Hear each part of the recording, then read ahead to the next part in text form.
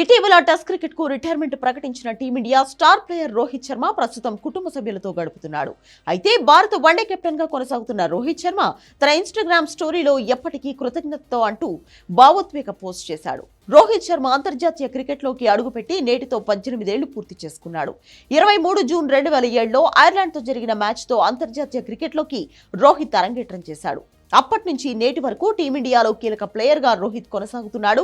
అంతర్జాతీయ క్రికెట్లోకి అడుగుపెట్టి 18 ఏళ్లు పూర్తయిన సందర్భంగా తన ఇన్స్టాగ్రామ్ స్టోరీలో రోహిత్ తన అరంగేట్రం తేదీని ప్రస్తావిస్తూ ఎప్పటికీ కృతజ్ఞతతో 23/6/7 అని రాశాడు. 38 ఏళ్ల Rohit Sharma test T20 cricket నుంచి రిటైర్ అయ్యాడు. అతను టెస్టుల్లో 67 మ్యాచ్లు, టీ20 ఫార్మాట్లో 159 మ్యాచ్లు ఆడాడు.